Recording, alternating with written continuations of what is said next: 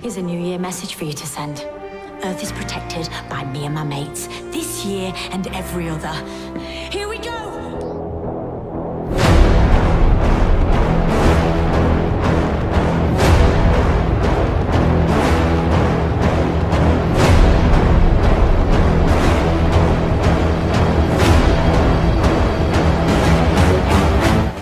What's going on, guys? It's the Entertainment Critic here, and welcome to a video where I'm going to be discussing a rumor that's been going around in the Marvel Studios space, and it's that Kevin Fiegie has teamed up with Sony to create a Spider-Woman movie. Now, throughout this video, I'm going to break down different ways that they could go about making this movie, and different casting decisions that I would choose for the Spider-Woman movie. I'm also going to bring up the Secret Invasion TV show that's being currently developed at Marvel Studios, as well as Captain Marvel 2, because I think that can tie in a little bit as well. So, starting off from the beginning, I believe that Jessica will be first introduced, or at least hinted at, in Captain Marvel 2. She could appear in Captain Marvel 2, and we could get a little bit of the dynamic, or she could just be referenced as a friend of Carol's in Captain Marvel 2. Whichever way, that works for me. Then moving into the Secret Invasion TV show, obviously, Jessica isn't Jessica for most of Secret Invasion. She is Ranky, Queen of the Skrulls. So, obviously we wouldn't get much development in terms of Jessica's character throughout Secret Invasion. It'd be more Varanki and her trying to manipulate her way up through the Avengers to eventually take over the planet. So, how I would go about the Secret Invasion show, first of all, is obviously Iron Man's dead. You can't have Iron Man. So I would replace Iron Man with Black Panther, because he's still in similar sort of stature at the moment within the MCU universe as Iron Man was in the comics. I don't know how they would get it so she manipulates him. Maybe because obviously Iron Man in the comic book was manipulated for the Extremist formula, but maybe they do something where she mentally manipulates him, uses something against him, and then that brings him to the situation of thinking, am I a Skrull? Am I not a Skrull? What's going on? That kind of thing. Moving on, obviously, once this is wrapped up, they could then go into a adaptation movie of Spider-Man Agent of S.W.O.R.D. I won't go into breaking that down, because then this video will be even longer, but I will be breaking down how I will go about doing her first movie, which I would do as an origin story, an adaptation of the 2005-2006 comic miniseries Spider-Woman Origin. Now, obviously, that's the obvious choice to do it, and this book follows Jessica from being not even born right the way through to her near enough joining the new Avengers. She becomes an agent of S.H.I.E.L.D. by the end of the book. So the start of the book sees her parents, Miriam and Jonathan Drew. They're scientists on Wondergone Mountain, which we later find out that they're connected to Hydra. They're actually doing experiments on spiders for Hydra. And while they're on the mountain, Jessica's mother ends up getting pregnant. And Jonathan is worried. He stresses throughout the entire first issue that is Jessica going to have some kind of defect? Is the experiments they do on the mountain going to affect her in any way? And we follow his kind of like the speech bubbles and not the kind of parentheticals around the pages. We follow him and his mental journey of Jessica's Miriam being pregnant and then Jessica being born. She's turned out to be born fine, but as she gets older, is where things start to develop, and we find out through the first issue that she has a kinship with spiders. She ends up picking up a really rare spider from the garden, and it doesn't attack her. It's known to attack most people as one of the most dangerous spiders in the world, and it kind of just crawls on her hand, and then she lets it go back into the forest. And this is interest Jonathan. He sees that he can do something with this, like he can use her. He wants to use her as a part of the experiments, because he sees that she has some kind of communication with spiders. Now Miriam obviously is against this, and she doesn't want him to end up experimenting on her daughter, naturally. And obviously, later on in the book, well, not obviously, but later on in the book, we see that Jessica ends up going climbing, and she gets hurt, which allows Jonathan a way in order to get an experiment on her. And he ends up experimenting on her, and her mother intervenes, and that's when Jessica sees what's going on, and she freaks out and panics in a fit of rage, and she ends up producing venom blasts, which she believes kills her parents, but it doesn't, and that's where issue 1 leads off with Hydra intervening and saying that they're friends of her dad's. And then moving into issue 2, we pick up, I think it's 8 years later, it's not long after Jessica was captured by Hydra, she wakes up out of her coma, and she's screaming for she wants her mommy and she wants her daddy, and she can't. They explain to her that she's killed her parents, and through the mental manipulation that I believe Madame Hydra and other Hydra scientists did to her, they made her believe that she was the one responsible for killing her father. And once she's fully acclimatized and she's been told that she's killed her parents, they take her to see this kind of psychic. I don't exactly remember his name, but there's a kind of he has a device which allows to get into her mind, and it ends up rewriting parts of her memories.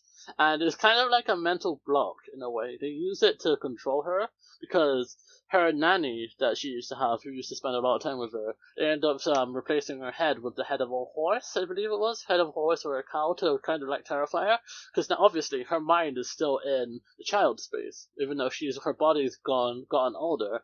She still has the mind of a child, so that would scare her.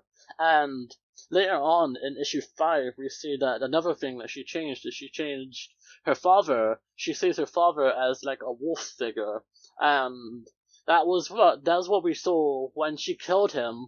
That's like in her memories when she killed him. The way she's justified it is, it looked like a wolf was attacking her mother, so she was trying to kill the wolf to try and protect her mother. So that was kind of Hydra's way of getting into her mind and manipulating her onto their side. And from there, Jessica ends up getting trained by Taskmaster, and she ends up being sent up to the mountain to train with him, and she takes him out with a venom blast, which then he rebels against her and says, no, you're not ready to be trained, and he ends up sending her back down the mountain, which is where Hydra pair her up with her partner, who becomes more of kind of a manipulator for Jessica. She becomes a love interest for him throughout a couple of the issues, and she's ultimately he's the reason why she ends up falling into S.H.I.E.L.D.'s hands, because he gets captured by S.H.I.E.L.D. in issue 3, I believe it was, and as soon as she gets into the S.H.I.E.L.D. base and starts taking him out, Nick Fury ties her down and shows her that actually no, Hydra are the terrorists and they're the ones who've been causing all of this chaos. And she doesn't believe it at first. Obviously the Hydra programming will be stopping her from realizing that she is actually causing more damage and the S.H.I.E.L.D. are the people who are trying to stop this. But Nick Fury uses her mother, and after I believe he tells her that her mother is alive at this point, and that then causes her to escape and go on the run. She ends up running back to London, which was her hometown, and she disguises herself, and she ends up dyeing her hair, and she has a normal life that she would have had as a teenager, like a late teenager, early adult. And Hydra end up finding her in the club that she was in, and this leads to a confrontation between her and Taskmaster.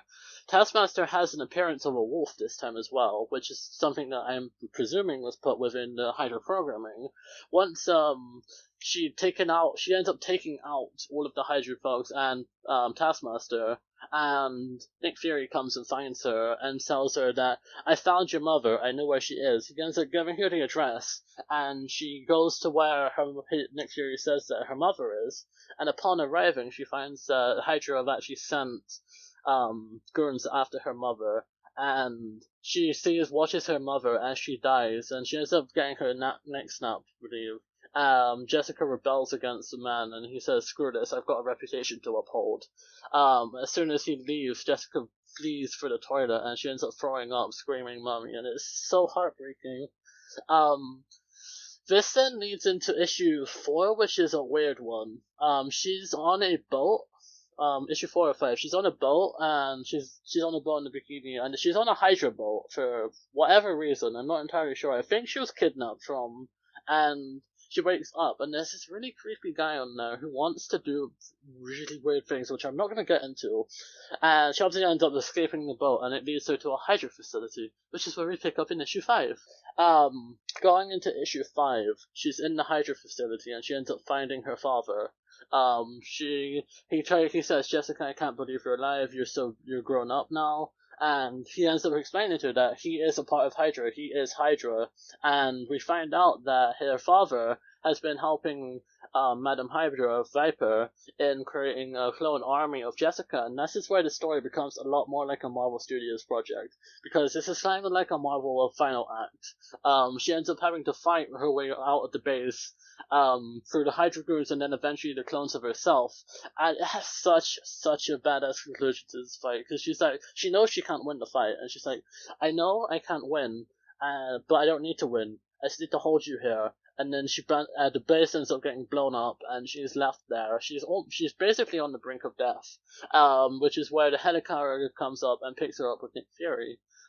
She ends up getting treated by S.H.I.E.L.D., and we finish off the story on Nick Fury handing her over, and Drew Investigations, I believe it's Drew Investigations, and her PI partnership. And once she's been given that, this is when she's later inducted into the New Avengers, and the book ends off on a really high note, because we actually see Jessica flying through the air saying, my story is only just beginning. And that is where the movie would end off. And I believe this could last up to 2 hours. It definitely has the substance to last for 2 hours, and obviously with adaptation, you would expand out on the source material you have while staying true to it. As for casting decisions, for Jessica Drew, this is the only one that comes off of my head. I'd either have Naomi Scott or Alicia Vikander. Alicia Vikander has the relationship with Brie Larson, which would be needed for Jessica Drew and Captain Marvel. But I also like Naomi Scott. She looks the part, and there are fan edits out there of Naomi Scott as Jessica Drew, and I actually really like that. Obviously, we would have Samuel L. Jackson in this movie as Nick Fury. We'd have to cast her mother, her father. Taskmaster could just be reused from Black Widow, because obviously this would take place even before Black Widow takes place, because Black Widow takes place during Civil War. But it depends on what they decide to do with Black Widow to how they can use Taskmaster in this movie. But yeah, those are my thoughts, and those are a slight breakdown of the miniseries Spider-Woman Origin. Let me know how you would handle Jessica's origin story in the MCU, how you'd handle her in Secret Invasion and possibly Captain Marvel sequels. Yeah, and if you enjoyed this video, like this video, and subscribe if you're new. I'll see you guys in the next video.